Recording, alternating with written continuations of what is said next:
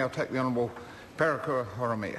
Mr. Speaker, I'm pleased to be here today in this historic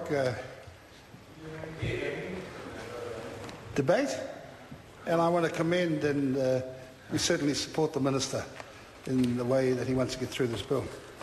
I thought it was nigh on time to mention that we are in the committee stages, but to certainly lay claim to supporting and ensuring that this bill got here today in this form.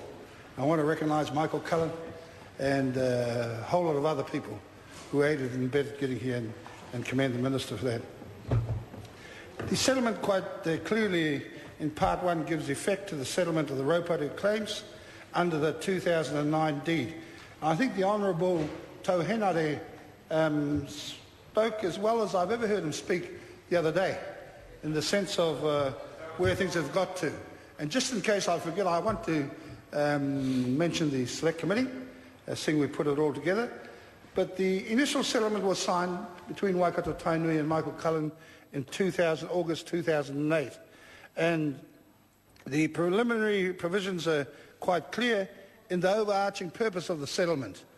And it is a new way, and certainly in all of those parts, a pointee in establishing the Waikato River Cleanup Trust is something that hangs on those efforts put in by Raiha Mahuta to ensure that our people did get by right what was theirs, to clean the river, to recognise that it could supply the swimming capacity, the tuna grew more healthily, and it was cleaned up.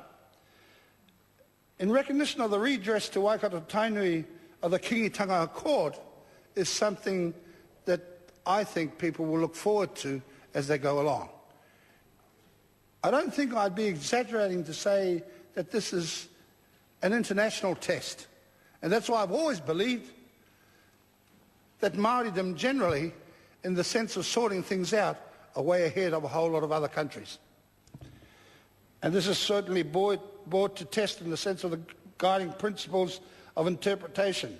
There's been a fair bit of tension around the vision and the strategy and those issues that were pushed forward by different worldviews.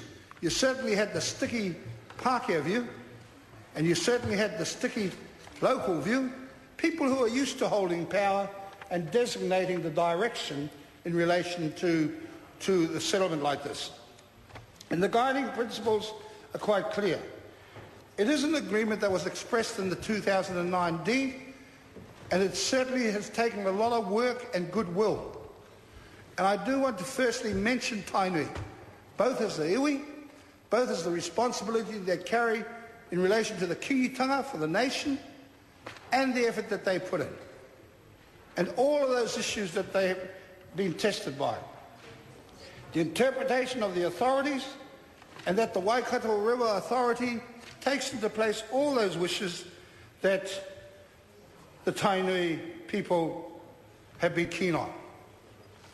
And Mr. Speaker, I think this is a great sign from Parliament that all parties draw together and get through these committee stages and come to more than an amicable agreement, all but one party, that dastardly deed make over there, all but one party, outrageous, talking about hocus pocus, and John, it's shameful. It is shameful. It really is. And that's the sort of comment that is unfit to be put out in something that is dear to people's hearts. Everybody has put an effort into, including the Minister, to try and bring together. Because I've heard the leader of the ACT Party preach nationhood. Nationhood. What a lot of garbage when he starts mentioning about hocus pocus. And this is a dream. There are issues that are relevant to their inherited rights. Tuku by their tupuna, by their ancestors. They have a right there. And that they should be affirmed by this Parliament. Not bothering about going overseas and doing hocus pocus to make it get done there.